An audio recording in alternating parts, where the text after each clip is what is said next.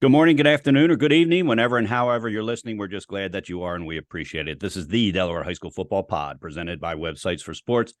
We are the only media outlet in Delaware dedicated exclusively to covering high school football. The pod is available wherever you listen to your favorite podcasts, also on YouTube for those who prefer to watch instead of listen. Follow us on Twitter at DELHS Football and on Facebook at the DELHS Football Pod. On today's shows, we recap week 4, which is actually the 5th week of the season. We give our top performers, top performances. Got a new section called Varsity Letters. We'll tell you more about that when we get to. And of course, we preview next week's games and of course, random thoughts as well. Just a general thoughts on our world of sports. So, Marty, it was a big football week, both college-wise, except for the University of Delaware didn't play. Delaware State picked up a win, and it was a big week football-wise here in high school. Friday, not so much, not so many great games. Saturday, different story. Down kind of went from forgetful Friday to scintillating Saturday. I like that. There you go. There you go. And that about sums it up. And so, but I'm going to start with some housekeeping things that that's kind of become a trend here, just to get them out of the way. And that has to do with the McCain handshake. If you probably saw on Twitter that McCain chose not to shake hands at the end of their game with Del Castle. They also did not shake hands at the end of the game with St. Elizabeth. Head coach Avery McMullen reached out to both of us with an explanation, and we just wanted to share that with his blessing. And basically, the St. Elizabeth game, it was the request of the St. Elizabeth coaching staff not to shake hands. He didn't go into why. We didn't ask. It's none of our business, really. And so that was not that was not McCain's decision. The Del Castle game was. And basically what Coach McMullen said is they've had some a rough few weeks, as he called it. There have been some kids who have decided to quit because of playing time. There's been some suspensions. There's been some other things going on. Basically, Coach McMullen is trying to change the culture at McCain High School. Remember, he was the head coach, a very successful head coach at Tatnall before coming over to McCain. And so it's just a situation where he felt it was bad. The kids, not bad. It was best for everyone if his team just left the field after that game. They got beat pretty soundly.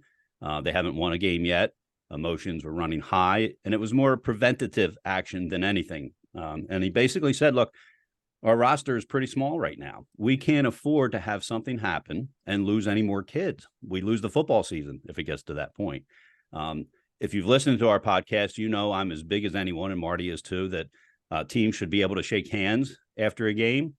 But I'm going to give Coach McMullen a pass on this. In fact, I'm going to praise him for this because he was preventing a potential situation that the only way he felt he could completely control it and keep it from happening was to not have his team shake hands. And so I credit him for that. Nobody wants an ugly ending to any high school game in any situation. And what he did is he prevented that from happening. And so we told him we would share his side of the story. We didn't tell him whether we would agree with it or disagree with it, but we both agree with it. And we think that it was a good move. We support high school football. We want to see McCain High School return to the culture or get to a culture that he wants. He coached in a culture like that at Tatnall. He knows and he understands the type of culture it takes to be a successful program, not necessarily a successful team for one season, but a successful program. And so we support Coach Avery McMullen. Not that he needs our support or wants our support necessarily, but we just wanted to get it out there and let people know why, because often the public doesn't hear why. They don't hear why something happens or why somebody makes a decision because they do. And he chose to let our platform, and we appreciate that, send that message out. He didn't want to get into a he said, she said, and all this battering on Twitter. And I credit him for that because that's exactly what would happen. If he went on and gave his side of the story, there'd be 1,000 comments, some positive, some negative. And so we told him we would get it out to the high school community that is what happened. Again, it was not their decision to not shake hands with St. Elizabeth. It was their decision to not shake hands with Del Castle. And it was a preventative measure to make sure that nothing did happen as he continues to try to shape the culture of that program in his first year. And it did come at the end of a 52-0 loss to Delcastle, which was Delcastle's first win. And as he put it, emotions are running high on the team right now. That's their second straight shutout loss. I think they obviously, as any team does, they feel like they're going to be more successful maybe than they are. And he just said it basically took the pulse of his team, and it just was the right thing to do. And like you and I said, we'd always much rather a coach err on the side of caution in that kind of case. And I think we had this before, John. Didn't Middletown and Appo did this last year, I believe, where the coaches decided not to have the team shake hands. So there is precedent for it. I mean, it's a good thing if they think they're avoiding a situation. And he did emphasize too that, like, look, we're working with these kids. We're trying to change things and get them to kind of keep their composure a little bit more, which is not a problem exclusive to McCain, as we've seen all around at times. But no, I also applaud him for the effort yesterday, just to make sure it didn't escalate into something that it shouldn't. All right, let's get back to week 4, 5th week of the season, getting a little bit better idea of who's doing what, and we'll talk about that briefly after we go through the games. Let's start Friday night at Smyrna, their first home game, Marty. I was there live and in person, watching the Dover game and the press box on my phone at the same time. Had even tinkered with leaving at halftime of the Smyrna game because it was pretty much they jumped out to a 32-0 lead. Didn't look like Appo was going to be able to do much, or if so, they weren't going to be able to stop the offense of Smyrna, which I'm not going to say it's returned to the Nolan Henderson days yet, Marty, but I tell you what, I was impressed with both those quarterbacks, Jacob Tiberi, Drew Marks. If you had told me Drew Marks was a senior and a highly recruited kid, I would have said, you're right. And he's not. He's a freshman. He's, of course, the son of the offensive coordinator. So you can tell he's been throwing a football from the quarterback position probably since he was 2 years old in the backyard. Both those guys are good. Marty, they've got the same skill set. They drop back. They evaluate. They can run if they want to, but they don't run for big plays. They run to get out of trouble and to get some yardage. When somebody told me that Mike Judy had 2 quarterbacks and they were just literally splitting time, which is what they do. One possession, one comes on, the next possession, the other comes on. Doesn't matter what the situation is. I would have thought, well, one's probably really quick and really fast, and you want him in there when when you're struggling passing the ball against the defense. That's not the case. They're basically both the same type of quarterback, and they were both good. So they got Tiberi, who is the senior, and you got Marks, who's ready to step in. And it's going to be interesting to see how Mike Judy continues to let this season unfold. He's really, Marty, he's got a perfect situation. Tiberi's at his 3rd school. He just wants to play, and he has a shot to win a state championship. And then you got Marks, who's learning from Tiberi, but he's not learning by standing on the sideline with a clipboard like they do in a lot of, at every level.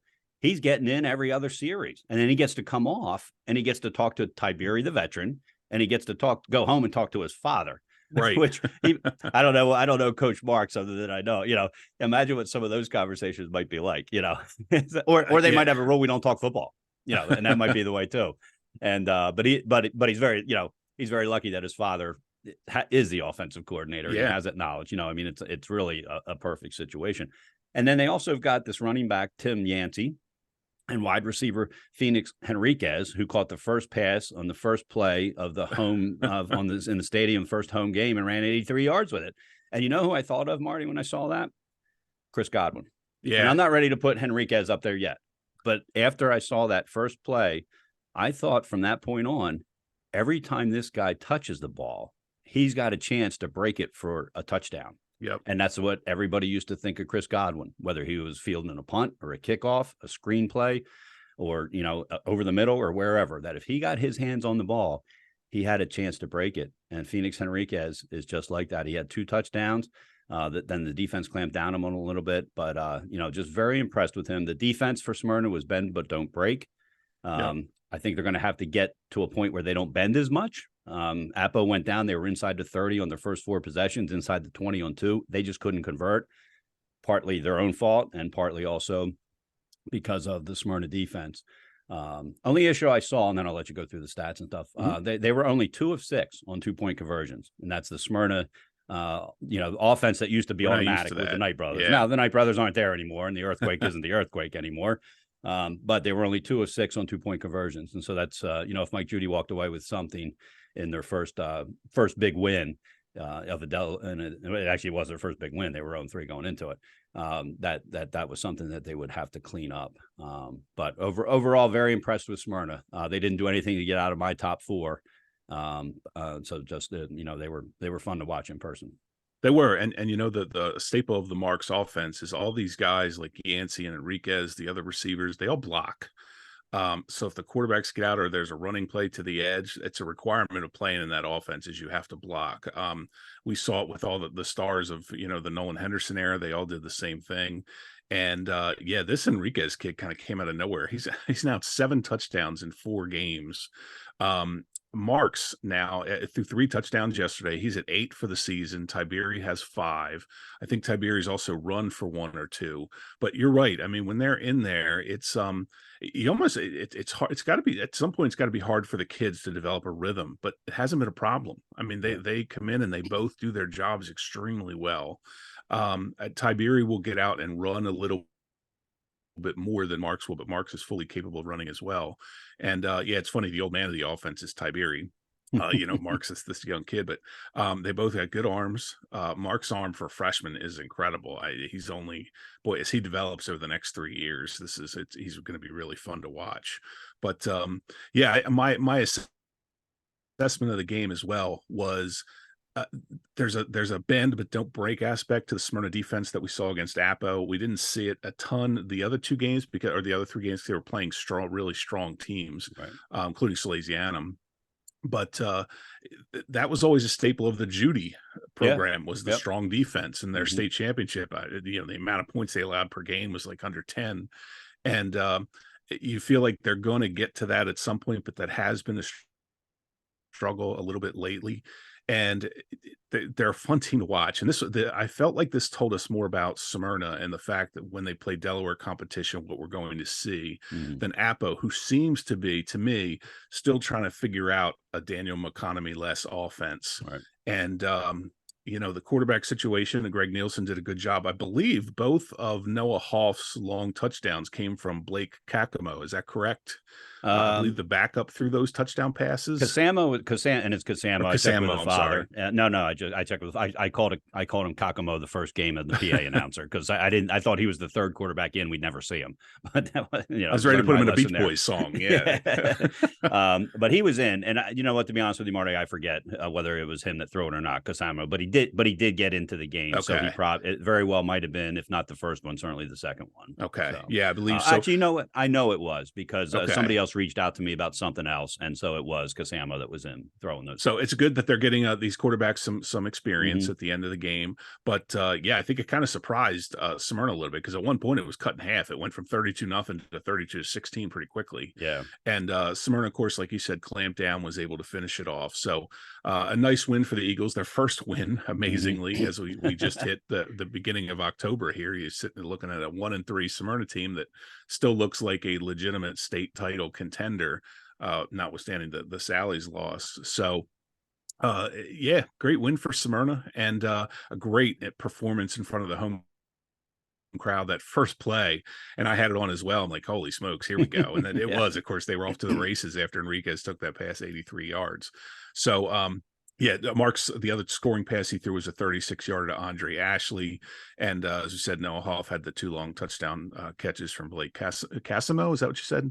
Kasamo. I'm sorry. I'll get that at some point. I've practiced it 100 times.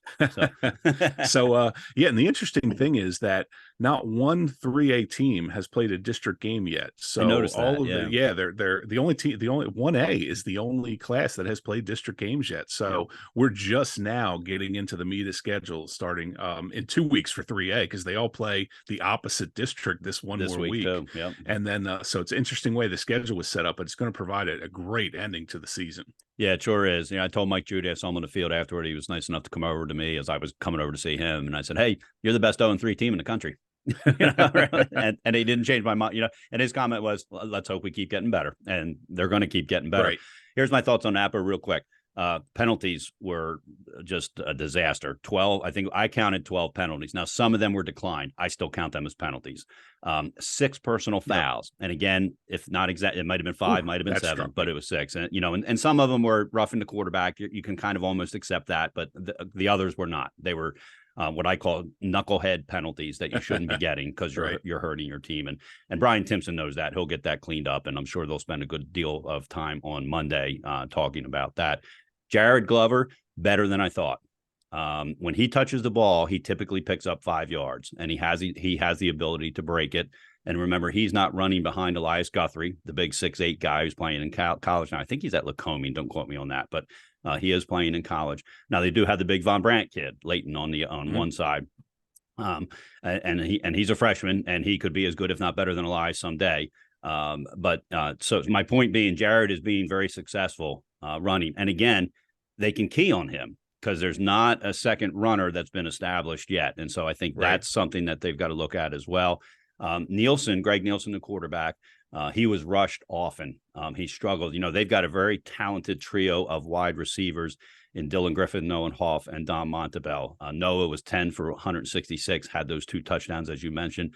Montabell continues to impress me. If the ball hits his body or his hands, he catches it. He almost got flipped on the field. That he got hit so hard one time. Another time he got hit hard again, held on to the ball, had a ball tipped in the end zone, couldn't haul that in. But when you have a ball coming at you and it was a dart spiral coming at him and it got tipped, that's all it takes to throw your timing off. Yeah. My point being, they've got an arsenal of wide receivers, and those guys I just mentioned are junior, and Montabell's a sophomore. They're going to be around for the next 2 years at least.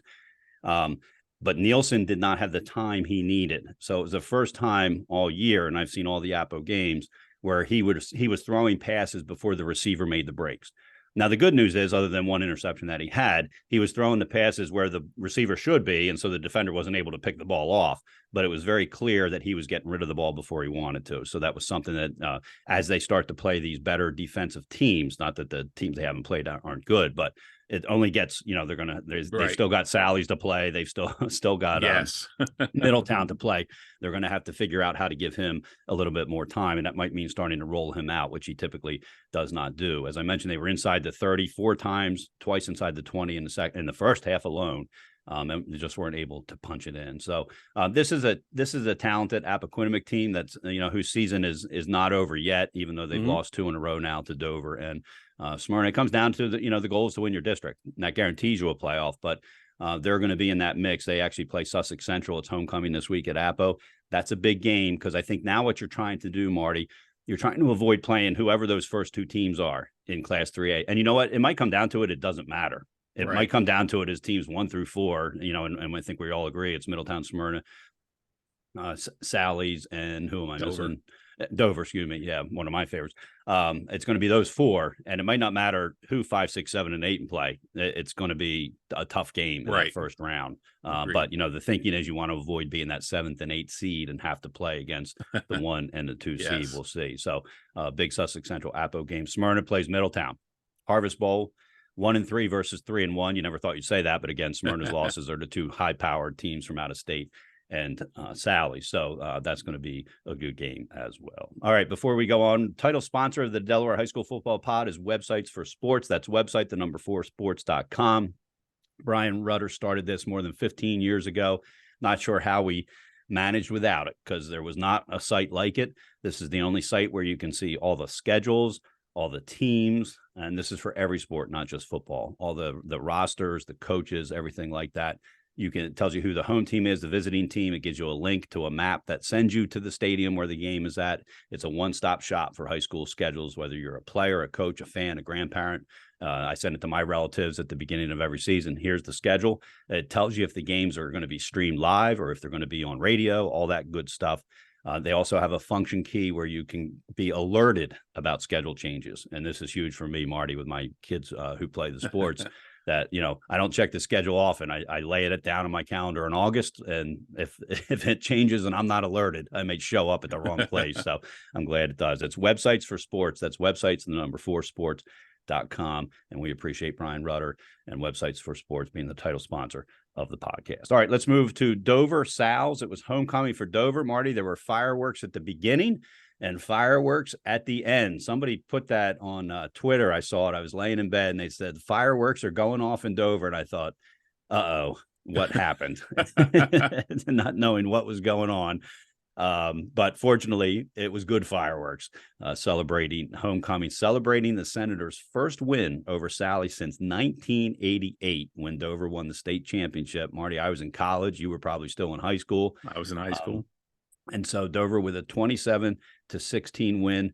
There are three skills guys, Jaquan Kirby, John Parker, and Nasim Cosme, the quarterback, continue to impress me. I saw clips of the game. I was watching it. Like I said, I was up in the press box at Smyrna, and it was just an impressive performance for the Dover Senators. And Marty, this is a team, if they stay intact, don't suffer any injuries, don't have any other problems, they've got as good a shot as any to win a state championship this year. They made the title game last year, but of course, Jaquan Kilby could not play because he was injured. And Marty, when you're missing your star player in a state championship game, a guy who probably touched the ball 20 times plus last season, that's a big deal. They've got him back. If they all stay healthy, they're going to be a tough out in the state tournament. They are. And I said last year, even though it was a blowout, the mental aspect of not having your star player on the field is tough when you're going into a state championship game.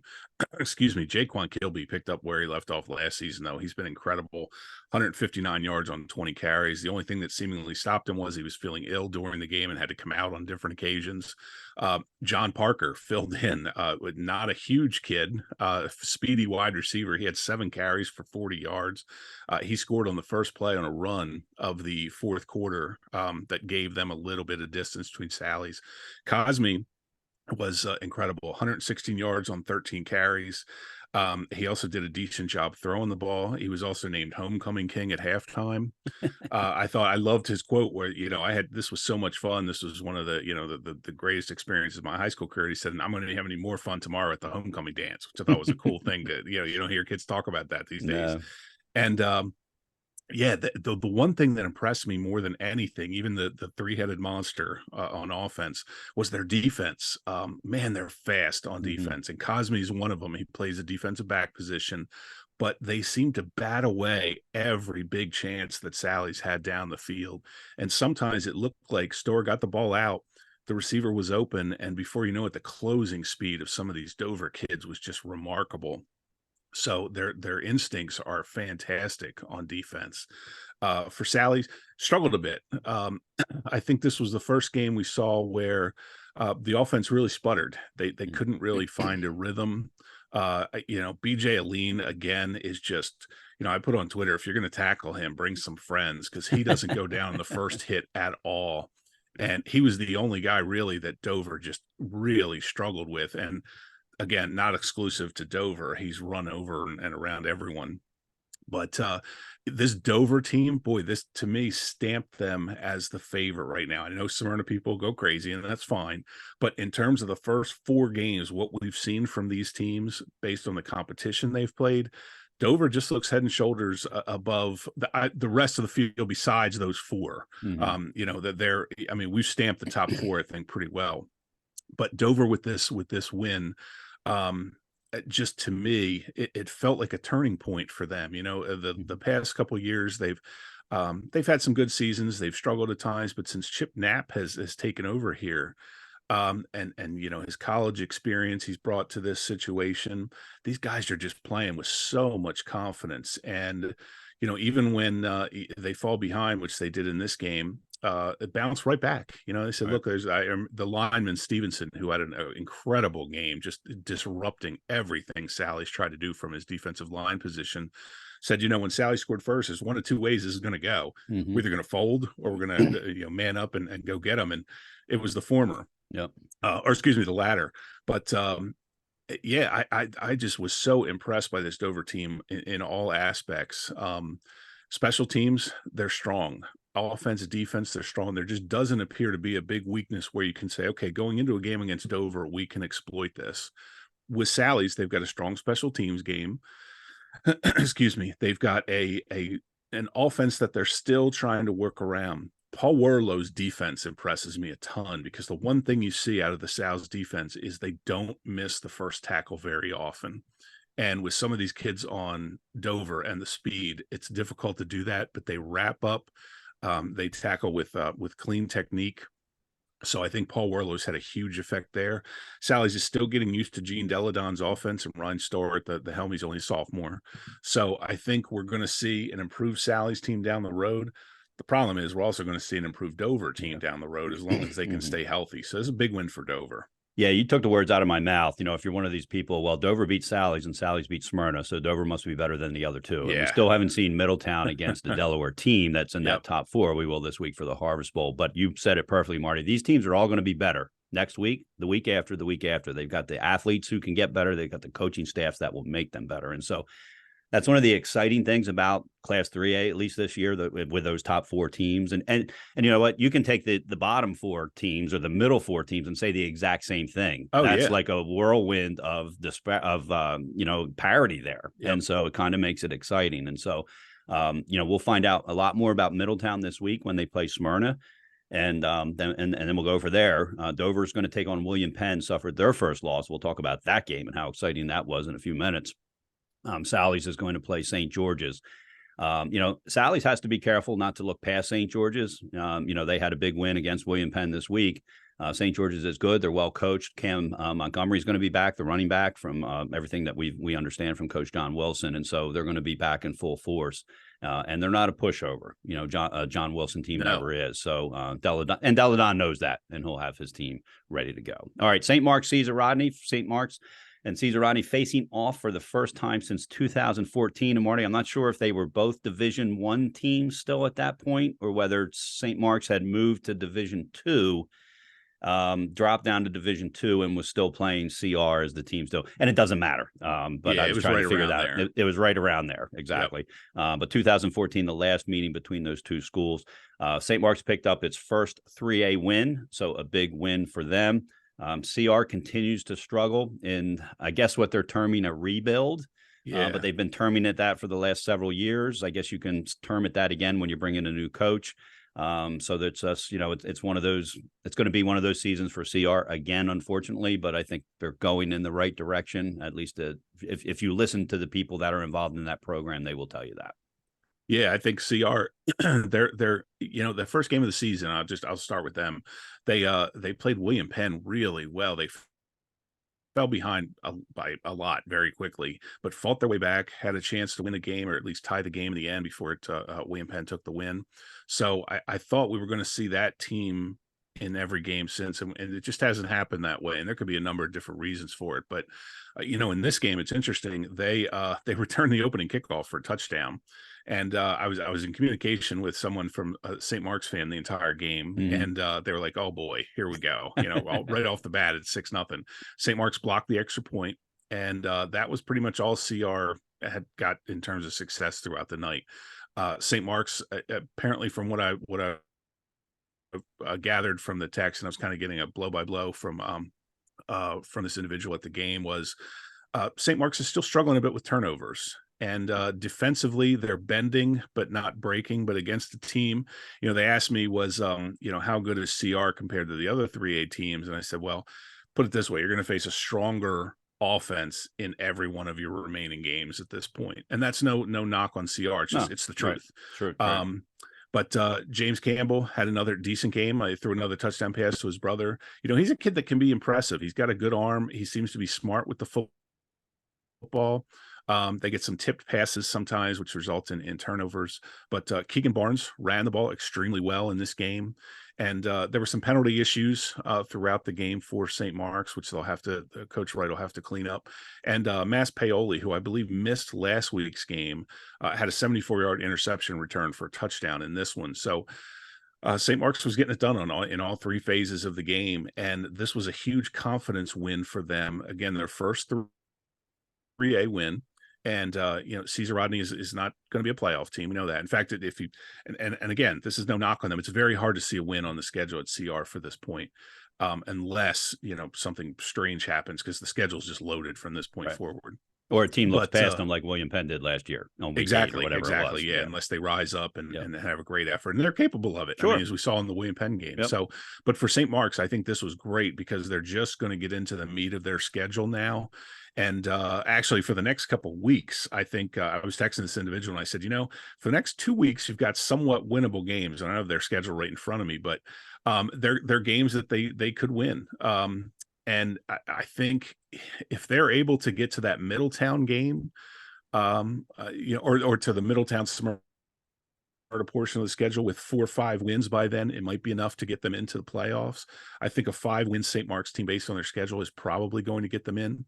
But I was impressed just hearing what they did. Now, watching the clips on TV again, or on YouTube, of the touchdown pass from Campbell and the Mass Paoli interception return, and it just looks like they're starting to find a stride now. I think at some point I said that St. George's loss could haunt them at some point, Right. where they had the 9-0 lead at halftime and then lost 20-9. But they seem to be starting to getting things together. And again, I think, as I saw, like the next 2 games, I think they have a chance in both of those games, a good chance in both those games. And I believe the 3rd game after that, they might play Hodgson, which is where things start to get appreciably harder for them. So these next 2 games are going to be key for St. Mark's. Well, I just have their schedule right here, Marty. They have the good thing is the next 3 are at home. This was the first of a 4-game home stand at the Graveyard, which is always a tough place to play.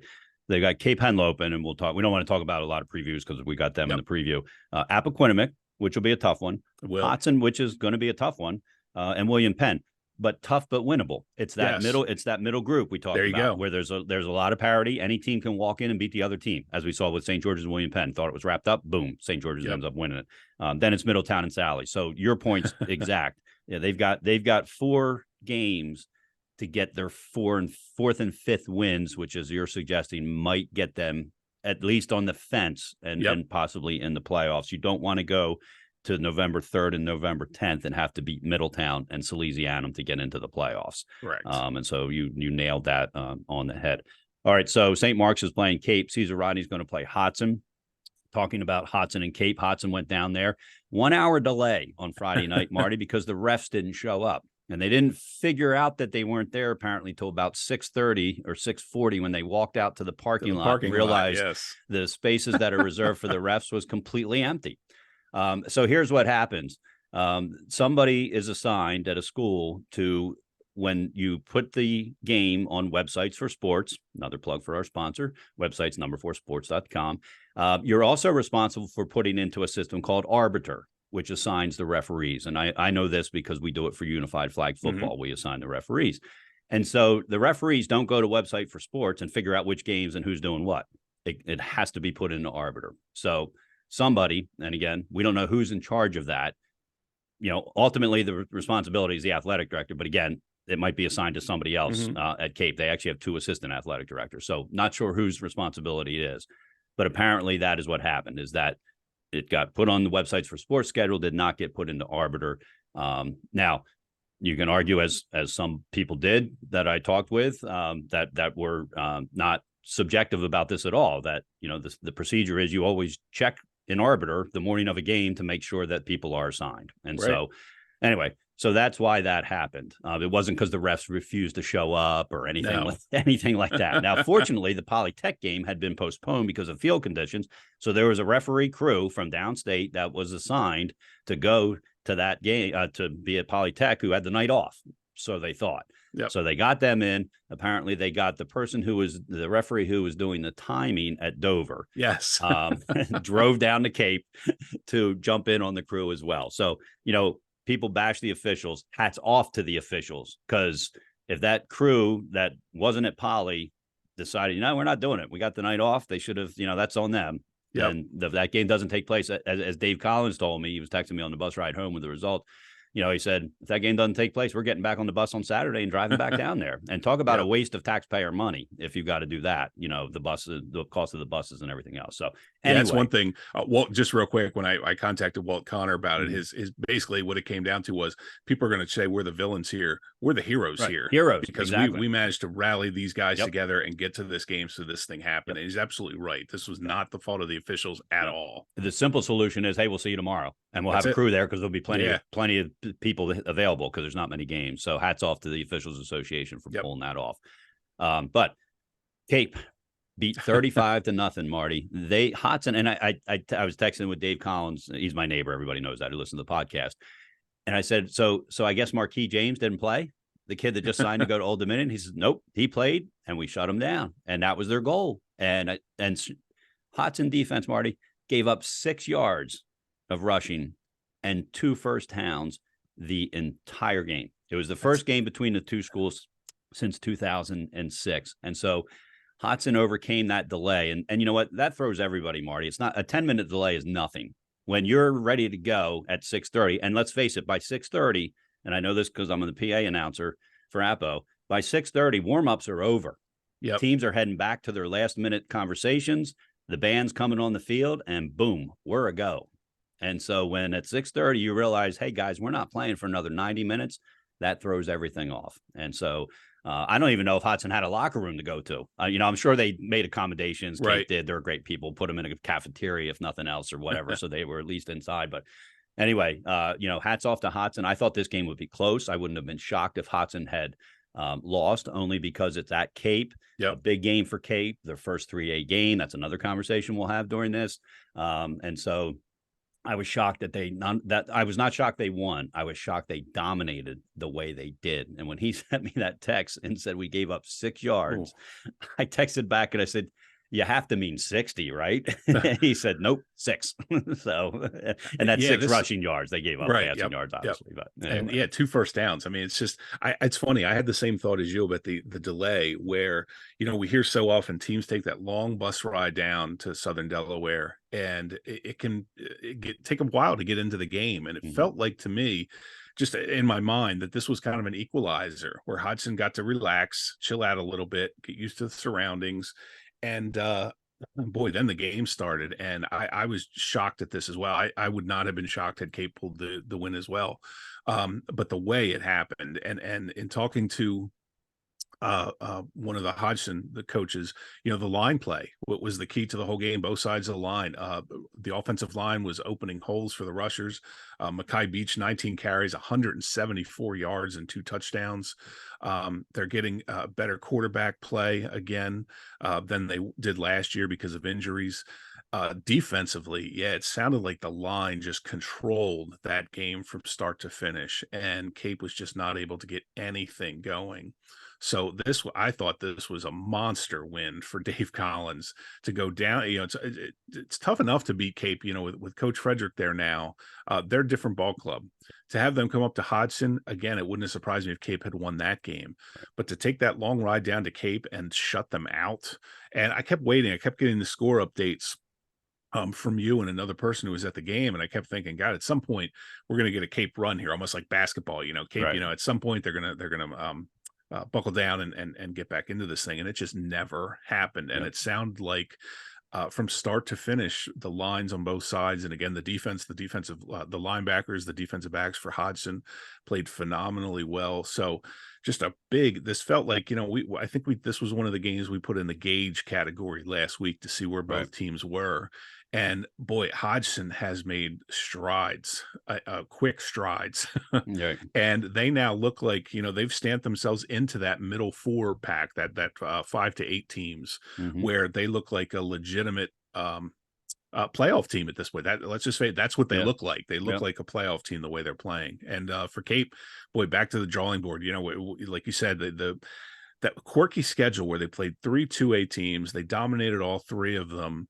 And, the big difference I always hear from people when they talk about it, it's almost like the same thing in 1A and the FCS, and FBS and FCS in college football, is the depth and the size of the line is always a big issue. Right. And it just felt like the Hodgson line was something that Cape hadn't yet seen this season.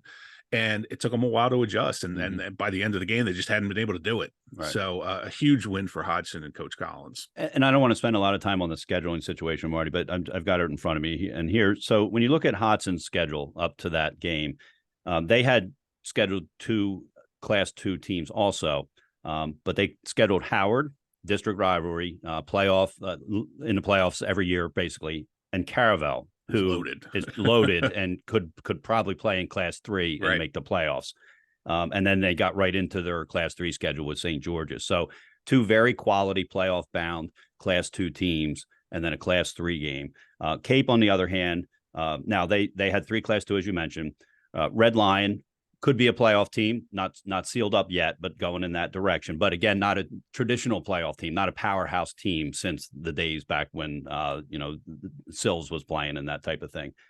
Del Castle, not a playoff team, not a strong team. Again, no due respect to anything like that. Not a game you're going to come out of learning a lot about your team. Right. Let me put it that way. And then Lake Forest.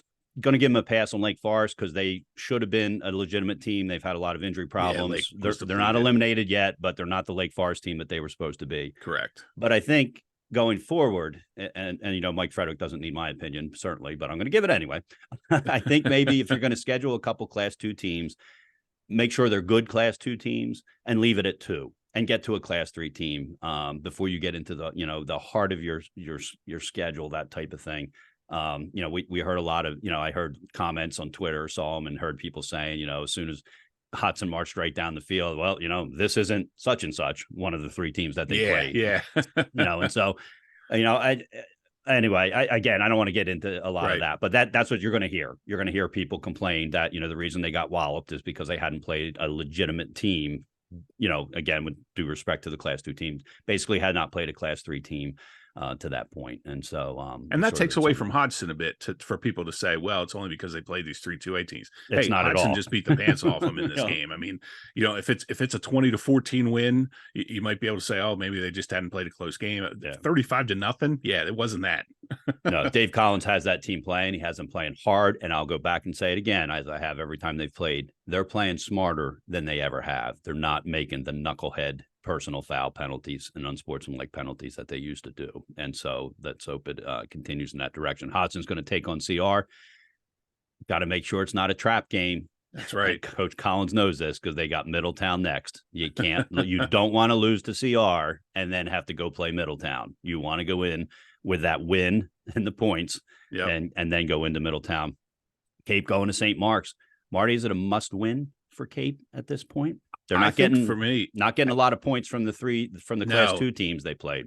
So that's if you had said when you made a great point about the difference in the 2A teams that they both played. And I think the reason for that is, Cape is going to struggle to get bonus points from any of those teams. Yep. And so I think we are getting into must-win territory for Cape. It just feels like this was the game I really think that a lot of people on the Cape side probably had stamped as a win. Hodgson struggled last year, and we got him coming to our place. So to come away with that huge loss, I mean, the one good thing from this is Coach Frederick's not going to have any trouble refocusing his team, because I imagine they're not going to be watching cocky this tape coming up. Yeah, I imagine this was like watching the Saw movie. This is they're gonna come out a different team this week. Now, whether they're able to get the win or not, but I think we are in must-win territory for Cape now. All right. Before we go on, Mary Kate Johnson, if you're looking to buy or sell your house, Mary Kate Johnson with RE/MAX Associates will help you do it as if it's her own. An award-winning realtor with more than 20 years experience. She helped my wife and I purchase our house 18 years ago, sell the old house, get the new house, gave us lots of hints along the way. We've since recommended her to dozens of friends. They've all walked away satisfied and recommended her to other people, whether it's a first home, a upsize, downsize, maybe for yourself. Some of our listeners are at the point where their kids are moving out or starting to anyway, or parents need to make a location change. Mary Kate Johnson with RE/MAX Association. Let her give you a hand. Her website is marykatej.remax.com. That's marykatej.remax.com. And there you can also check out her multiple 5-star reviews on Zillow and read what others have said as well. All right, Marty, Saturday, Mount Pleasant, Newark. I was watching this game. Mount Pleasant comes away with a 40-38 win. It was a back and forth game. McKeevis Rogers, 5 touchdowns, 4 on the ground, 1 through the air. There was a point, Marty, where there was late in the game, and I forget the scoring situation, but Newark was right. It was probably they were I don't know what the situation is. Bottom line is, game was close. They had a punt from about their own 30, got it away, pinned Mount Pleasant back on their own 35, and then all of a sudden you don't know what's going on. Referees are meeting, et cetera, et cetera. And I talked to Coach Jody Russell after the game, and basically, and they hadn't even, he didn't say anything about an inadvertent whistle, because we've had that happen a few times. Yes. It was a dead ball situation because the referee, one of the refs, was trying to get a Mount Pleasant player off the field who did not have a legal uniform on. He didn't go into detail. That could be the shirts untucked. I don't know, I don't know what it in college it would be the mouthpiece was out. Oh, wait, no, it wouldn't. They never. I was going to say, yeah. So I don't know what the illegal uniform was. It wasn't a wrong color jersey. Let me put it that way. It was something. And it might have been a safety thing. And you know what? So be it. And so long story short, they come back and they have to repunt it. And it was like fourth and like either 4.5, 5, or 5.5. So basically they only needed 4.5, 5 yards to get the first down. And they snap the ball. The ball literally rolls to the punter. He picks it up, gets tackled or pushed out of bounds, short of the first down. McCain or Mount Pleasant takes over right from there. 3 or 4 plays later, they score. And that's what made it 40-30, I believe, at that point. And then Newark scored late. So Newark was trailing at the time, but felt they could stop them and get the ball back, et cetera, et cetera. Yep. And I said to Coach Russell, I said, well, shouldn't that be a delay of game penalty then against Mount Pleasant, which would give you 5 yards, and worst case scenario, you measure it at least. But I think they could have legitimately had the first down. And he said that's what he was arguing. He wasn't arguing the situation. He was arguing the outcome of the situation, that if you've got a player on the field who's not properly dressed and they have to stop the game because of it, or this situation happens, it should be a delay game. Referees didn't allow that.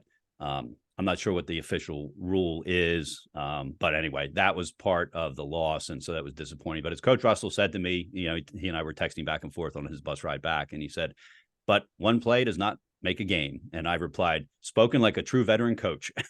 And so as much as it might have made a difference, he wasn't willing to say that's what cost us the game. So. Yeah, this was a fun game to watch. This was I think it was Mike Lang and Jason Winchell were calling this game, and it was made more fun for me. It was how much fun they were having in the booth with this game. So there was a red spotted lantern side.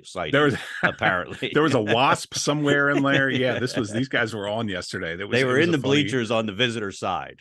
Why, I'm not sure. Yes, but they weren't in the press box. It's not a huge press box, so that this was a fun broadcast to listen to. No, it's not.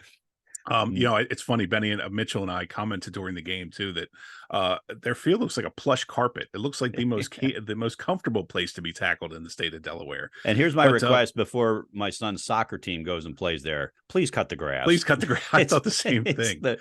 Riley looked at it. He said, "Oh my God, we've got to play on that." It is. It's beautiful. It's plush. Yep. It's not made for soccer. When the wide receivers come out to get set and their shoe disappears beneath the grass and you can't see it, you're like, wow, okay, something's going on here.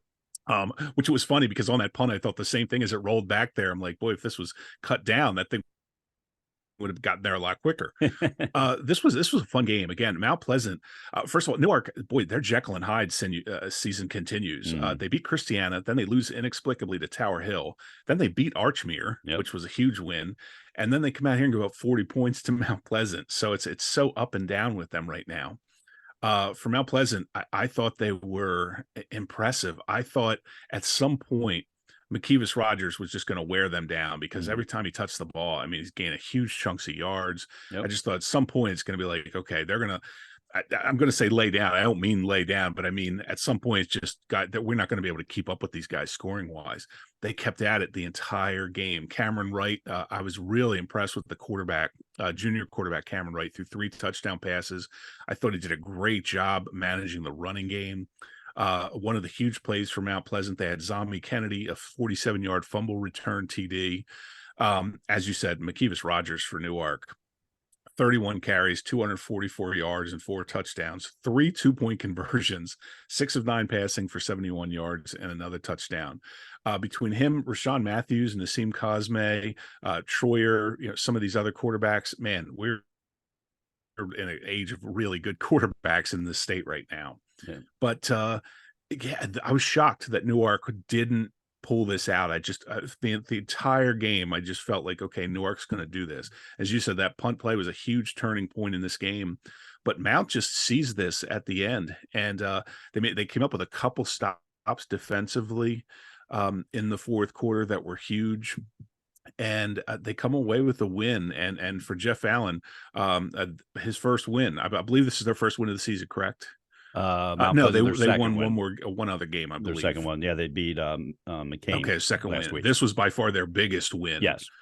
This was a really impressive win for Coach Allen. So, this is a building block win to me for Mount Pleasant, and it kind of justifies all, when you're talking to your kids, justifies all the hard work, the practice, the workouts they're putting in. It's for games like this where you really get tested from start to finish. Because I thought as both these teams walked off the field, they both looked exhausted. And that's the kind of game it felt like. It was just up and down, and Mount Pleasant had enough in the end. So a huge win for them, and congratulations to Coach Allen and his bunch. And it's tiring playing in 6 inches of grass too, trying to slop your way through that. So, but the field looks great. It did. Hat off to athletic director Keith Neff. The field looks great, but Keith, get it cut before the soccer game, please. All right, Newark's 2-2. They're going to host Del Castle. Del Castle 1-3, and this is a game that Newark can't look past them. And I'm sure Jody Russell has already looked at the schedule, because after Del Castle, Newark's got Howard, Caravel, Delaware Military, and Red Lion and Concord. So these are both these teams are playing in district games now. And as we said, the goal is to win the district, and because that's what you want to do. Now, unfortunately for Newark and Del Castle, they have Caravel in their district, so it gets even tougher. But you can't afford to drop a game. So no. Newark's got to watch the trap game situation. Mount Pleasant's going to host Tower Hill. Tower Hill 3-1, so same thing.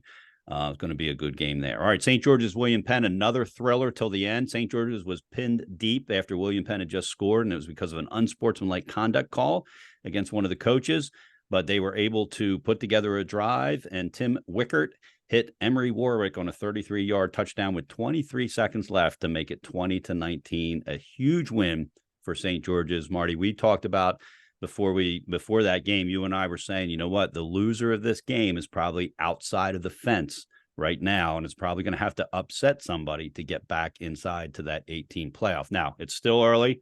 They still haven't played a lot of district games. This wasn't a district game because if you remember, I know you remember, Marty, if the listeners remember, St. George's moved from District 1 to District 2 when St. Mark's moved up. So it's not a district game, but it was still a Class 3 game between these two schools, and a good one at the end. The William Penn running game held to minus 5 yards on 11 plays. So another situation just like the Hodgson defense, where the St. George's defense came up big and shut down the William Penn running game, Marty. But this was a game a lot of people had their eyes on. Sean Green was there with WDEL. He had a great call down the stretch.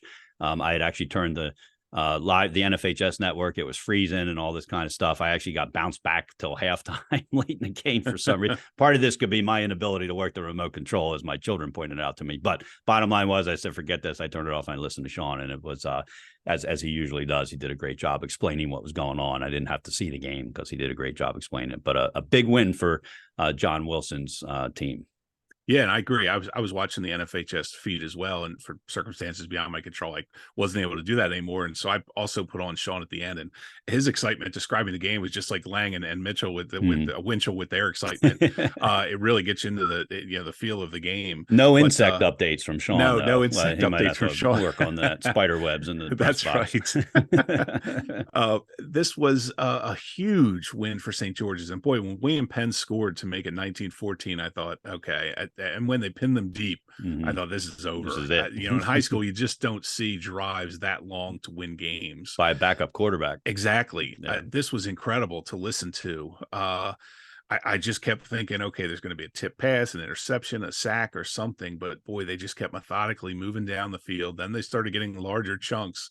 And all of a sudden they score. And I believe they scored. There was still a decent bit of time on the clock for William Penn where they could have done something, run it back 23 or seconds whatever. left. Yeah. So yeah, Tim Wichard was just incredible in this game. 18 of 35, 259 yards, 2 touchdowns. Jason Askins Brooks, I kept hearing his name every time, Sean Green was talking. He had a monster game, 7 catches, 145 yards. Terry White, 79 yards on 27 carries. Those are hard-earned yards, 79 on 27 carries. Emery Womack had a 33-yard TD catch with the 23 seconds left in the game.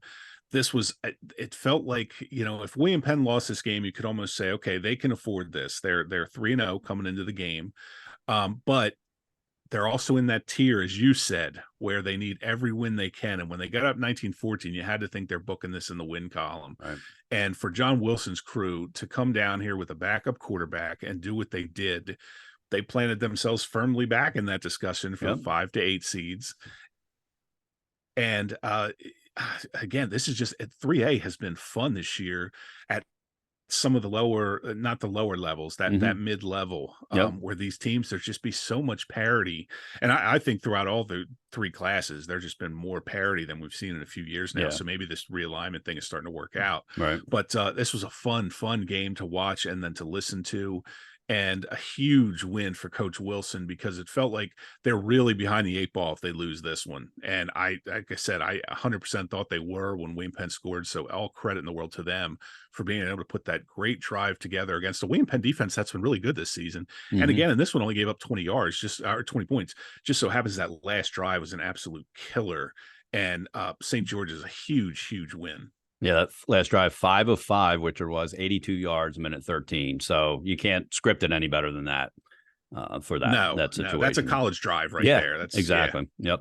All right, St. George's moves to 2-3, and again, they did that without star running back Cam Montgomery, who is supposed to be back next week. He sprained his ankle late last week, and Coach John Wilson said he would only miss a week, so we figured he will be back for that. They're going to go to Sally's, so they'll need him. Sally's 3-1. They're only lost to Dover. William Penn's going to host Dover on homecoming. And it's also, they're going to dedicate the field to Bruce Reynolds, the longtime winning coach back in the 70s, I guess, is when he was coaching, rival with Butch Simpson in Newark. One of those two teams seem to be winning the state championship every year. So a big I assume day. William Penn has a bye this week. Is that right? I thought it was this coming week. Am I wrong with that? They can't both play Dover this week, right? William Penn plays Dover. What I said is St. George's plays Sally's. They lost. I'm sorry. I'm sorry. No, that's all right. That's my fault. Okay. Wouldn't be the first time I made a mistake, Marty. So feel free to always correct. So anyway, two tough games for St. George's and William Penn. Yes. Two very tough games for them coming up. All right, let's talk about Howard Lake real quick. That was another game late. Howard has gone from 0-2 to now 2-2. And again, their 0-2 were legitimate losses. Lake started 2-0, and they're now 2-3. Of course, quarterback situations there and other injuries have hurt Freddie Johnson and the Spartans. Yeah, Lake Forest, again, they had high hopes for the season. They still do. This game, I honestly, based on everything I've heard about Lake, I expected this to be a blowout. I'll start with Lake. I'm really surprised that they were able to hang around in this game. They got back for the first time this season running back Aiden Young. He was the only sophomore to make first team on the all 2A team last year. So a huge game for him. He had 28 carries, 103 yards, and a touchdown in his return. Lake played, I believe they were down 4 or 5 starters, and they were on their 4th quarterback in 5 games. They started a freshman named Keelan Bailey. He played part of the game. They brought in another quarterback at some point there. Jack Parsons made his return. He had been injured a couple weeks ago. He came back and played pretty well. Rashawn Matthews is the story of this game. I mean, this kid is just 8 touchdowns last week. This week, he's 14 of 24, 392 yards and 4 touchdowns in the air, 6 carries, 34 yards and a rushing TD. Jamal Johnson was his favorite target, 6 catches, 190 yards and 3 touchdowns. Robert Kelly got in on it, 3 catches, 107 yards. He had the game-winning 80-yard touchdown reception, which everyone can see on Twitter. There's clips of it all over, which was a really nice, beautiful throw from Rashawn Matthews. This is a big game for Howard to get the win based on the fact that it was back and forth the entire game. And I don't know that Howard actually thought they were going to get that from Lake Forest based on the injury situation, the quarterback situation. So all credit in the world to Lake Forest and Freddie Johnson and his bunch for playing hard. But for Dan Ritter and his guys, they got the win, and that's the most important thing. And Rashawn Matthews, boy, he is just playing with so much confidence right now. And I said last week, he's the reason I would never count Howard out in the 2A discussion. Now, defensively, clearly they've still got some issues, but offensively, boy, they can go back and forth with anyone. They're kind of like the Colorado of high school football right now, where their defense is a little suspect, but their offense is going to keep them in every game. And so a huge win for Dan Ritter to get over a Lake Forest team that was a bit depleted. Yeah, great rebound from opening the season with 2 losses. All right, both these teams have district games. That's it's going to start in Class 2 and Class 1. Howard plays at Friends in a game that might decide who wins that district when you look at the teams in that district. and then Lake at Sussex Tech. Sussex Tech's only lost one game, and that was to Odessa.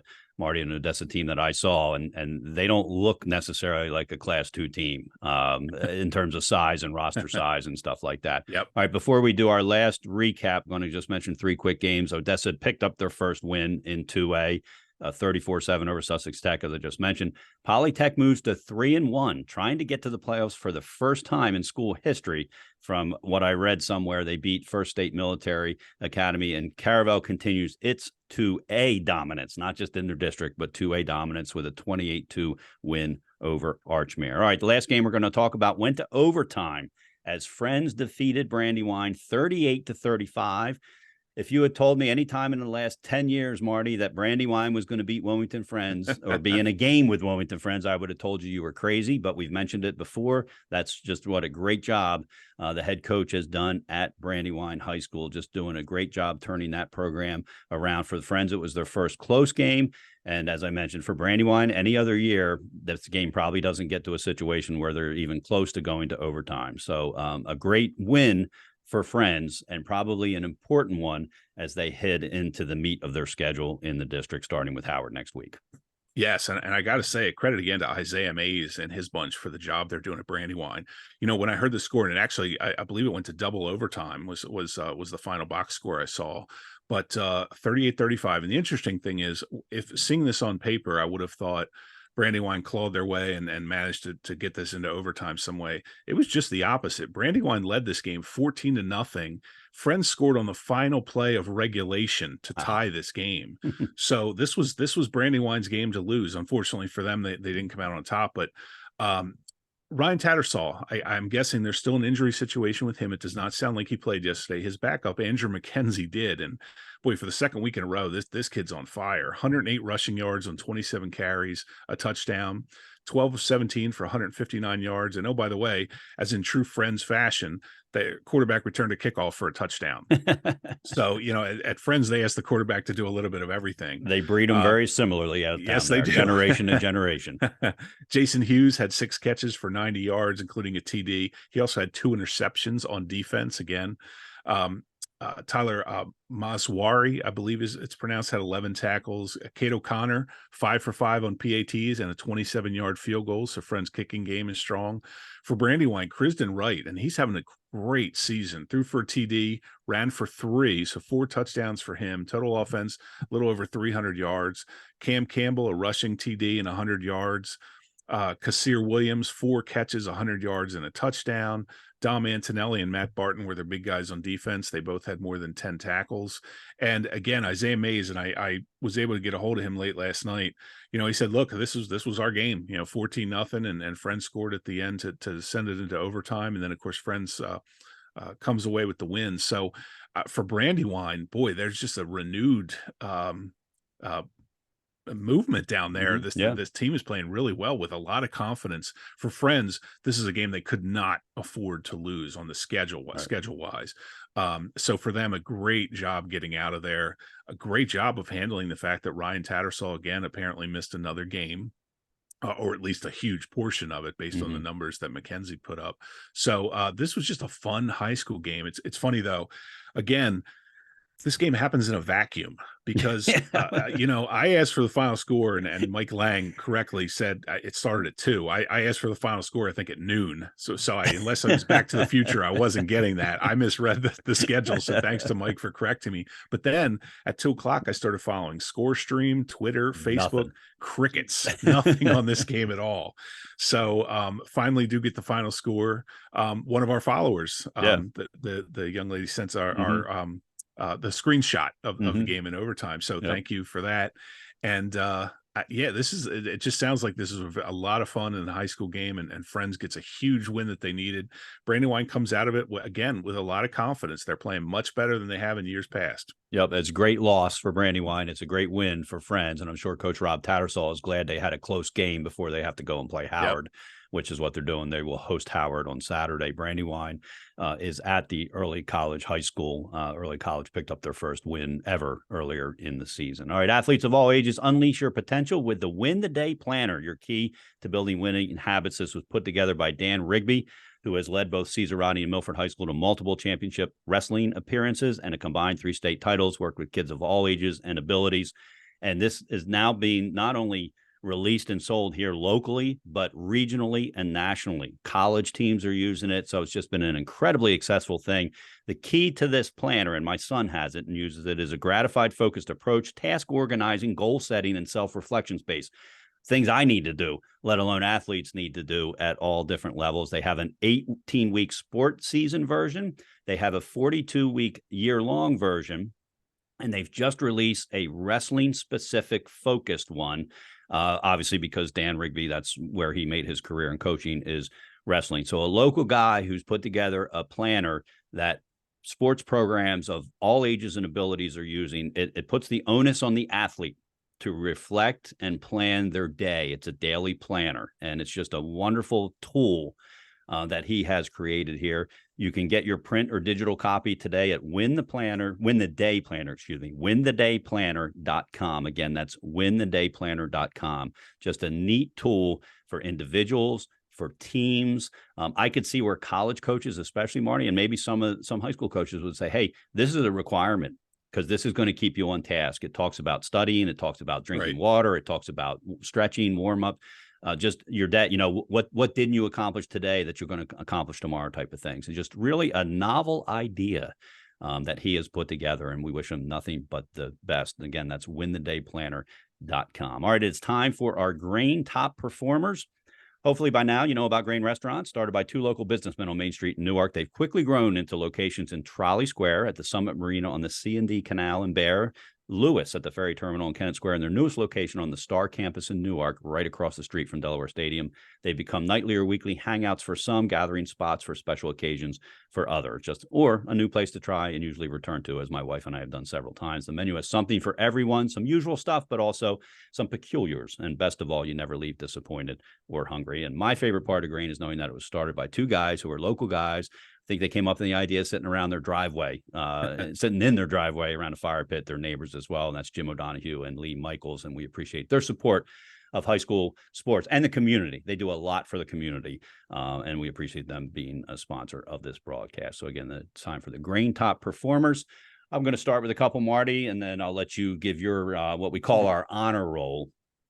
Guys who aren't going to be the Grain Top Performer, but certainly are worthy of a mention, and Marty will announce that at the end of his honor roll. I'm going to start with Jaquan Kilby of Dover, 20 carries, 159 yards, and 2 touchdowns, and he missed quite a bit of the game. Apparently, he was ill, so came up with those stats in a short period of time. Second one is Smyrna wide receiver Phoenix Henriquez, who I mentioned when we talked about the Smyrna game. 83-yard touchdown on the first play, lightning quick after he catches the ball, and he got a touchdown on the next possession, so got Smyrna off to a 2-score start right off the bat. And the term that I will use for him, Marty, is explosive. When he catches that ball, you better be near him to tackle him, because you're not going to catch him if you're not. And then the last one for me is Newark's McKevis Rogers in a loss. He had 5 touchdowns, 4 of them rushing, 1 passing. And Marty, you and I both said it, and we talked about it looking at the game.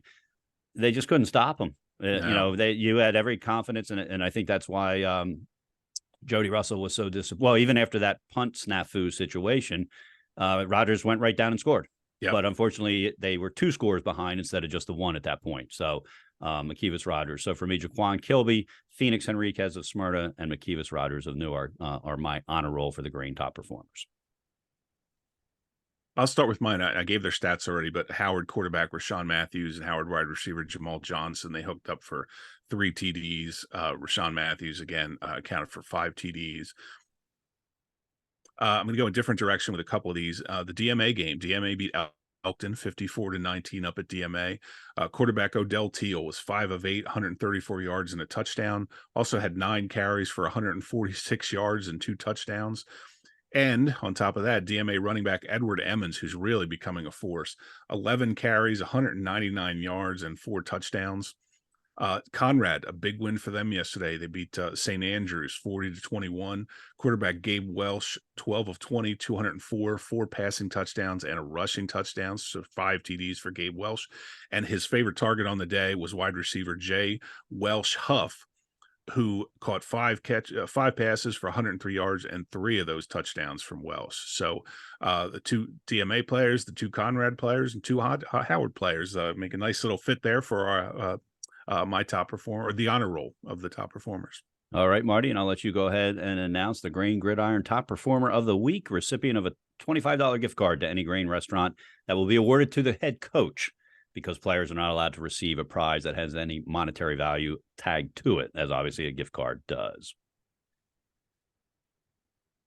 Yeah, this one for the benefit of our listeners, we tend to look at games that are close, games that are very competitive, and in this case, a backup quarterback again for his second week in a row. Andrew McKenzie of Friends just put on a monster performance for them. 108 rushing yards on 27 carries and a touchdown, 12 of 17 for 159 passing yards, and again a huge kickoff return TD that was integral in that win. So for all those reasons, Andrew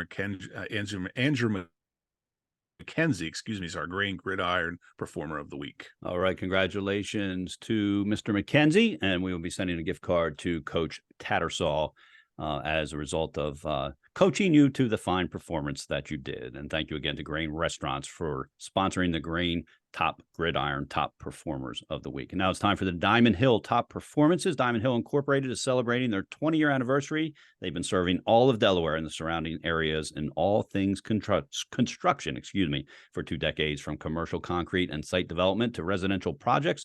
They have you covered. You can email info@diamondhillinc.com for more information. That's info@diamondhillinc.com.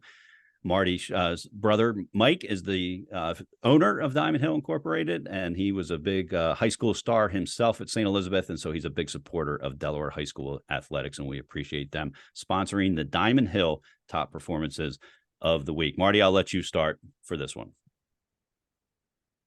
I have 2 of them. First, I'm going to go Milford and Coach Jed Bell. The Milford defense, in a 35-0 shutout of Concord, allowed 5 first downs the entire game, which is incredible. Concord has played better as of late. Milford completely shut them down. And the other, I'm going to stay with the defense. Brendan Ireton at Tatnall now has his guys at 3-1. They pitched their second straight shutout.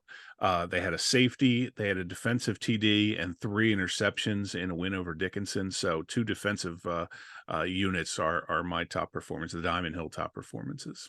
All righty. I've got 2 defensive performances as well, but I'll start with my offensive performances just to mix it up. And that is the Smyrna quarterbacks. Yes, quarterbacks. Jacob Tiberi, who's a senior, and Drew Marks, who is a freshman. They scored, Smyrna did, on 7 of 9 possessions. And I was thinking of a word for these guys, Marty, and it's poised. They don't make mental mistakes. They don't try to get too much out of nothing.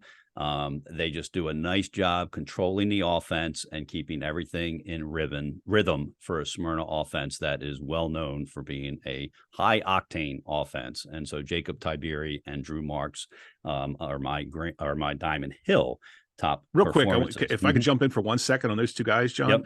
Yep. Those 2 quarterbacks, there is a tendency in situations like that for a quarterback to come in and think, okay, I've got this possession, I've got to go all out to try to make something happen. The poise, it's so funny. I was thinking the exact same word.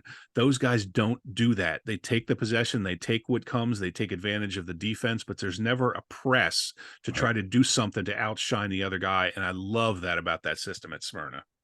All right. The other 2 are the Dover defensive line. They had 10 tackles for loss, led by Mike Stevenson. And we might have mentioned the Dover defense, obviously, already, but I wanted to make sure to re-mention them in the top performances. And also the Hodgson D, which we also mentioned. They held Cape to 6 rushing yards and 2 first downs, 2 interceptions, 2 recovered fumbles.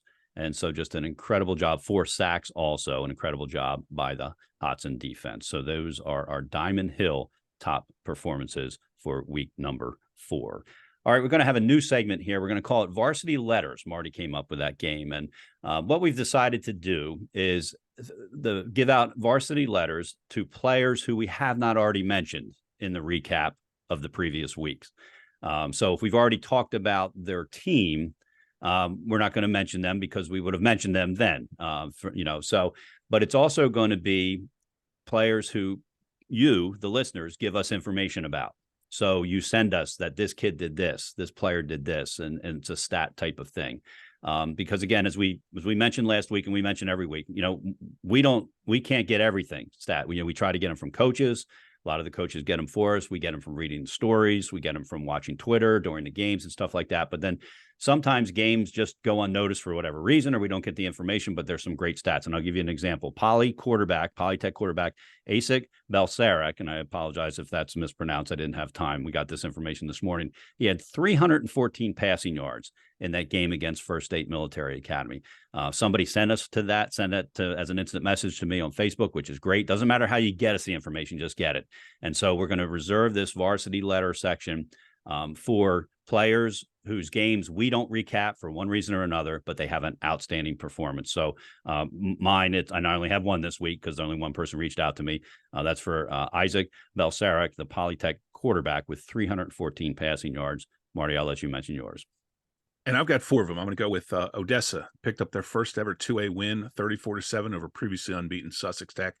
Jalen Lingham picked up teammate Chase Berlin's fumble and returned it for a touchdown. He followed that up with a 71-yard score on a punt return of the final play of the first quarter, which kind of stamped a huge first quarter for Odessa. So congratulations to Jalen Lingham. Milford running back Denar Horsey, a senior, 14 carries, 161 yards in their win over Concord. And then Delmar had 2 guys. Delmar, an 80-yard touchdown run by Connor Nichols in their 35-14 win over Indian River, and a 40-yard interception return for a touchdown by Ashton Bain. In a big win, the Delmar a game, again, playing a 1A team, but a big win for Delmar that had some tough experiences and needed to get back on the board. All right, so those are our varsity letters. Again, if you've got stats for players, send them to us, and we'll mention them if we can or feel that they're worthy. Just make sure they're accurate stats, please. We don't want to get into where we're giving stats. We're willing to take that risk until it gets abused, and we just want to make sure that we have accurate stats, and that goes for coaches, fans, players themselves. Send us your stats, and it can be something as simple as this guy scored 5 touchdowns. We don't need exact yardage or how many times he ran or anything like that. 5 touchdowns, impressive, and we'll mention it. So, all right, time to go to our week 5 previews. We're going to just go quick bullet points through these. In the interest of time, we've picked out 5 or 6 games that we think are key ones. As we mentioned in Class 1 and Class 2, everybody's going to be playing district games for the most part. Class 3 is still a week away from that, where everybody will be playing districts the rest of the way. But Sussex Central and Appo are going to play at Appo Friday night. It's homecoming. Sussex Central is 3-1. Their 1 loss is to Middletown. Appo coming off a 2-game losing streak to Dover. And then this past weekend down at Smyrna. These are 2 teams battling for playoff spots. As we said, kind of battling for playoff spots number 5 and 6 to avoid having to play the top 2 teams, although it might not matter who you play in that top 4. This should be a good one, Marty. It should be. And Sussex Central would on paper appear to be the favorite based on some early results. But Appo's in a position, they're kind of like the dangerous animal that's backed into a corner now. They're coming off 2 straight losses. This isn't a must-win game for them, but based on the schedule remaining, it's as close to it as you can get for bonus points and whatnot. So, I feel like this is going to be a really hard-fought game. I would give the edge to Sussex Central on paper again, but Appo, you just never know what you're going to get. All righty, and correction, Appo's not on a 2-game losing streak. They won over St. George's in between the loss to Dover and the loss to Smyrna. All right, Archmere 1-3 at DMA, 2-2. It's homecoming for DMA as well. Archmere's focus has to be on district games, Marty. They're going to struggle to get into the playoffs with that record if they don't win the district. This isn't a district game. That's the good news for Archmere, but a game that they would love to win because DMA could be in a position where there could be bonus points involved if they get this win. Agreed. And DMA, Coach Carey has them playing lights out right now. They are really strong. It's another home game for them. Archmere is coming off a game where they could not get in the end zone offensively against Caravel. In fact, they didn't get in the end zone at all, I should say. Lost 28-2. So a huge game, I think, for Archmere. This, again, as close to a must-win game as you have halfway through the season with 4 losses is going to be really tough once they get into district play. But again, on paper, DMA just looks like really, really strong right now. They're playing well in all 3 phases. All right, the next game, Cape at St. Mark's, the second of 4 home games in the Graveyard at St. Mark's. It's senior night, midway through the season, which is odd. They still have some home games left. Not sure why they're doing it then, but it is what it is. Both teams are 3-1. Cape needs a legitimate win, Marty. They still don't have one. Their 3 wins come against Class 2 teams. Not to say those teams aren't legitimate. You know what I mean. And it's going to be all district games after this for both these teams. So a win by either of these teams would be huge. I think St. Mark's can afford a loss more than Cape for the reasons we discussed. There's not going to be a lot of bonus points coming off of those first 3 wins for Cape. No, and I agree. But I think St. Mark's with the home game, this is a game that these kids are going to look at as a must-win situation for themselves. They necessarily don't need to, it's not necessarily a must-win in terms of the playoffs, but for Cape, boy, this is going to be a wounded animal coming up here again. A 35-0 loss to Hodgson. They're going to be looking to show that they're for real again. St. Mark's coming off the big win over Caesar Rodney, but this is a step up for St. Mark's. This is a 3A team again that's sort of akin to the St. George's game, where they're going to face a lot more level playing field than they did against CR last week. So this is a toss-up for me. This should be a good game on paper, and I think it should be a good game on the field. Yeah, I agree. It's should be one of the closest ones. Yep. All right. Harvest Bowl, Middletown and Smyrna. Traditionally, the first game of the season hasn't been the case. It's now the middle of the game of the season. Still makes the rivalry just as big. They were 2 small schools when this started. Now they're 2 huge schools with huge football programs. Middletown 3-1. They're only lost to a team out in Ohio. Smyrna 1-3, coming off that win over Appoquinimink. Marty, the good news is Middletown only has to look out for its own band when they come out of the tunnel or through the helmet or whatever they're going to do at Smyrna, because it's an away game. So that means the away team band plays first at Smyrna. And so the Smyrna band doesn't have to worry about it because they won't be on the field till halftime. So I just had to get that little dig in there. I love it. This is an interesting game, an interesting Harvest Bowl for Smyrna. A loss here really throws the playoffs into disarray, because you're going to have those weird seedings again with a 4-loss Smyrna team possibly. For Middletown, frankly, it could be the same thing because of the 1 loss. You get them a second loss. These 2 could end up in the same side of the bracket. Remember last year we had that one side of the bracket that was loaded and the other side that was a little bit more wide open. This should be a fun game. Austin Troyer is playing at a monster level for Middletown right now. The Smyrna quarterbacks, 13 touchdowns between the 2 of them through 4 games. The defenses have shown to be a little suspect at times for both of them, though Middletown's has been stronger. So this could be a shootout. I'm just thinking this is going to be a fun game. I mean, this is the Harvest Bowl that we're all looking forward to. You've got 3 great quarterbacks playing in this game, 2 great offenses. In Smyrna, a little suspect on defense. Middletown's a little stronger on defense. So I'm really looking forward to this one. Yeah, I'm looking forward to seeing Middletown play a Delaware team that we know about and seeing how they fare against Smyrna. A loss for Smyrna, they just need to they're going to get in the playoffs, and that's all they need. That's all Mike Judy cares about. Let's get in the playoffs, and then we'll win the whole thing. And that's their goal. So I agree with you. It's only going to affect playoff seeding. It's not going to keep them out of the playoffs by any stretch. All right, another game. This one's a district game down in Class 2, District 3, Laurel against Woodbridge. Both these teams that were off last week, so they should be well rested. 2-2 for Laurel. Woodbridge is 3-1. It's homecoming for Marvin Dooley's team at Woodbridge. They're both well rested. I'm going to say the winner of this game, Marty's in the District 3 driver's seat down in that Class 2. That's not to eliminate, Delmar's 3-2.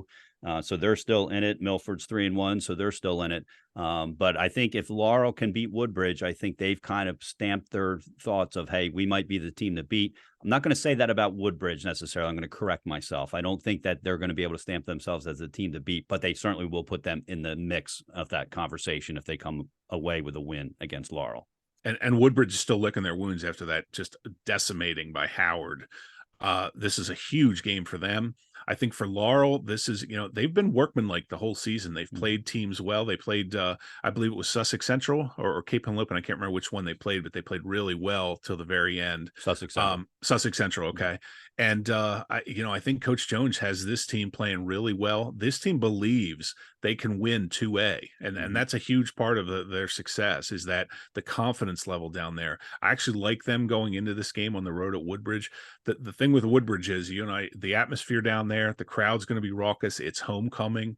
I believe that gives them a little bit of an extra push as well. So this, again, could be a really good game. Both teams who love to ground the ball or ground and pound. So should be interesting to see how Woodbridge responds after that pasting by Howard. And Laurel looks to stamp themselves as a favorite in 3A in that district, as you said. All right, so those are the games that we thought were worth a mention, a preview. Also, just want to mention again, if you're a William Penn alumni or fan, that they're going to dedicate the field to Bruce Reynolds on homecoming at William Penn on Saturday. That game is against Dover. All right, TV schedule for those of you who like to watch live streams. Delaware Live Sports is going to cover the Middletown at Smyrna game on Friday. They'll also cover the Laurel at Woodbridge game and the Archmere at DMA game. They've gotten to a point where they basically have cut the state in thirds, and they cover a game in each of the third state. Radio, Lake Forest at Sussex Tech. That's going to be covered by Classic Rock 103.5 and 102.9 The Vault. Anthony Joseph on the call for that game. And Sean Green of WDEL will also be at the Harvest Bowl, Middletown at Smyrna on Friday night. So those are where you can watch and listen to games if you're not there in person. All right, it's time for the Martuscelli Restaurant Group trivia question of the week. The Martuscelli Restaurant Group owns the Chesapeake Inn, Klondike Kate's, and La Casa Pasta. Marty, my wife and I went to lunch at La Casa Pasta, 1999 buffet for lunch.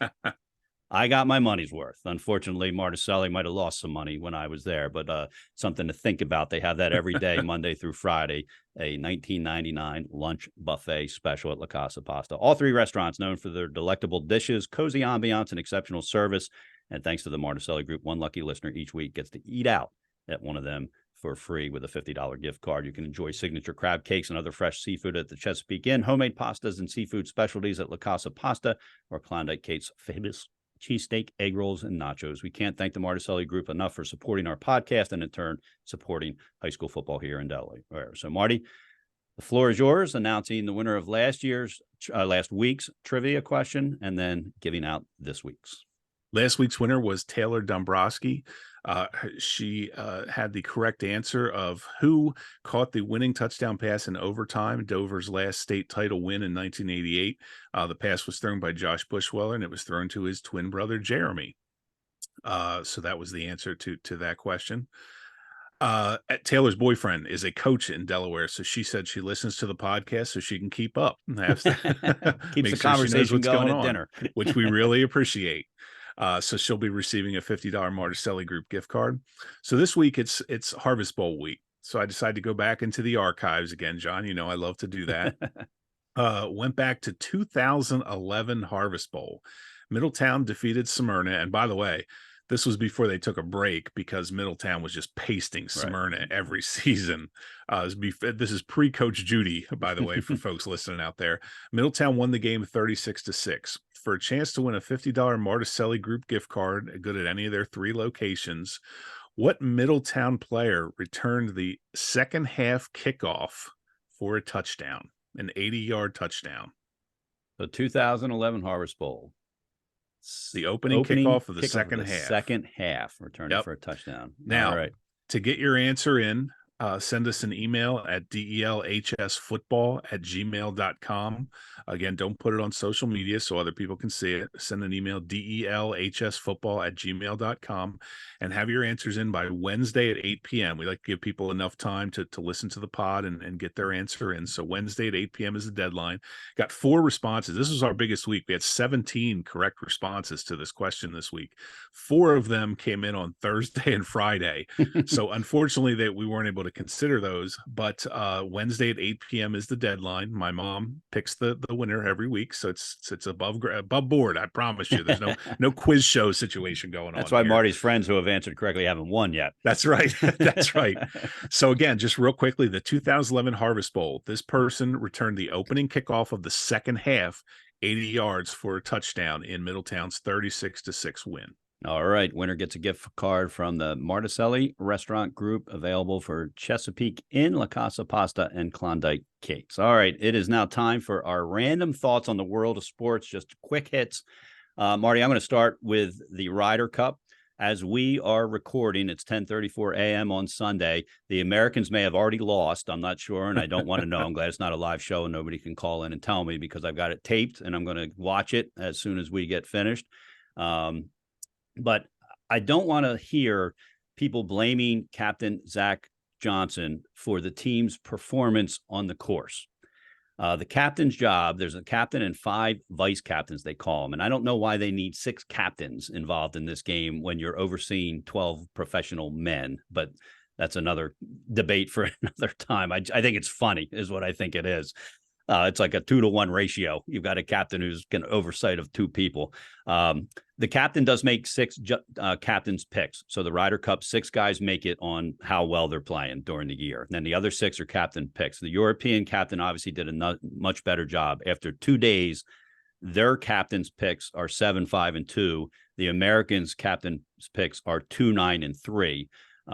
Justin Thomas has played well. He's a captain's pick. Jordan Spieth, I would have sent home after day 1. And that's another suggestion I'm going to make, is that after day 1, the captain can send somebody home and bring somebody over the pond, or when it's in America, to the golf course to play, almost like a 13th person who's a reserve. Jordan Spieth would have been on the plane. He was playing decent in the singles matches today before I got on to record the pause. So we'll see how he did. But I don't want to hear people blaming the captain about the performances once they are there. These are professionals, whether they're captain's picks or not, who have faced every shot that they are asked to take in the Ryder Cup at some point, whether they're in a divot in the fairway, 2 feet of rough, like some roughs are at courses, whether they're in the sand, whether they're under pressure. Somebody hit the ball out of the water, literally took their, shoes and socks off and hiked their pants up. I forget who it was. My point being, the players are responsible for their own shots. Golf is a game where you're playing against yourself and the conditions. But if you're playing against conditions, everybody's playing against conditions. And so it's not Zach Johnson, who is the captain. It's not his fault if our players are missing 6-foot birdie putts, which they missed plenty of on the first 2 days, or if they're driving the ball into the 2 feet of rough, which they did plenty of times in the first 2 days. And so let's not get on the captain about the performance. You can criticize the picks, but again, he's picking professional golfers. He's not asking me to come play and picking me over Jordan Spieth. Once Jordan Spieth is picked, it's his responsibility to show up and play well. And so regardless of the outcome, which is probably going to be another European win, I don't want to hear that it's Zach Johnson's fault. You can criticize the players he selected, and I can guarantee you he doesn't pick those players by himself. He gets the feedback from his 5 vice captains. I'm sure there's lots of people that have a say in that. And I don't even think he has the final say, to be honest with you. They tell you he does. My guess is he doesn't. My guess is it's a vote. And so I don't want to hear anybody blaming Zach Johnson for the Americans' performance. It's on the 12 Americans who are over there playing golf. And again, they're pros. They're going to make mistakes. They're going to have bad days. That's the game of golf. I'm teaching my son Tyler how to play golf. I said, you're going to hit a great drive on one hole and shank the next one. And that's just the way the game of golf is. And it's not any different than the pros. A shank for me is I hit the ball to the women's tee. A shank for one of the pros is they hit it in the water 350 feet away. That's the difference. And so it is what it is. But that's my random thought, is let's not blame the Ryder Cup captain, Zach Johnson, for the loss. Criticize who he picks, maybe, but remember, it's not him doing the picking. It's a group of people doing the picking, I'm sure. But it's the players who were there who didn't come through from a skill standpoint that cost the Americans the Ryder Cup. And I hope I'm wrong about this. I hope when I get off and I watch it that they've come back and won. If I had $1,000 to bet, it would be on Europe as we speak at 10:38 a.m. Floor is yours. Second Marty. biggest deficit in history for the Americans Yes. going into Sunday morning. I'm here for Hatgate, first of all, with the Ryder Cup, with the Rory McIlroy dust up with the caddy yesterday in the parking lot. Good grief. By the way, it's ridiculous that one U.S. player won't wear the hat because it's not the sponsor he signed with. He should have just said he doesn't like to wear hats. He doesn't have to. Just say you don't like to wear hats. Instead of making it about money. I can't stand that. All right, I've got 2 quick ones. One, this week, 2 coaches, Ryan Day and Coach Dicker, I can't remember his first name, it might be Jake, from Washington State in college football.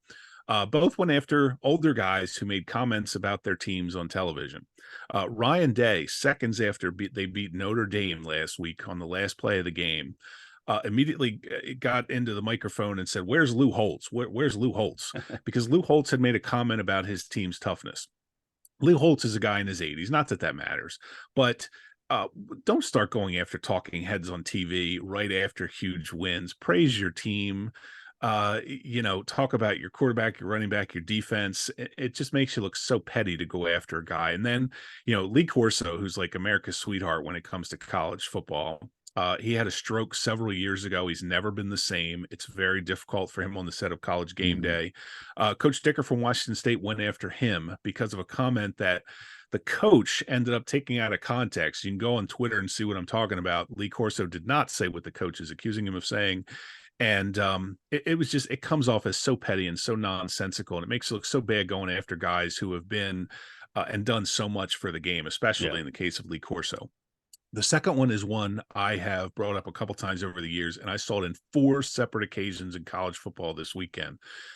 4th and inches and teams going into the shotgun.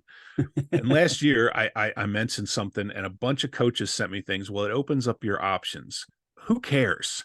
What option do you need if you can't get 4th and inches on the, what are they calling it now? The tush push or the brotherly shove is the one I heard yesterday, is the new one. It's so ridiculous to me. And by the way, all 4 times I saw this, they did not get the first down. These teams. One was in an SMU game, another was in an FCS game. It might have been the Delaware State game actually. But I will never understand in 4th and short situations why you allow 5 to 6 yards for the defense to get a start. Your guy gets a running head start. That's fine. He's running into 300-pound offensive and defensive linemen at the line. So it's not something, I'm not a coach. I don't know, but it's just something that drives me nuts, especially when it's my team. And the Steelers have done it twice this year where they have not gotten it. I go with the Eagles philosophy. Jalen Hurts has this amazing streak of first downs with that push from behind from the running back. So coaches, enough with the shotgun in the 4th and short.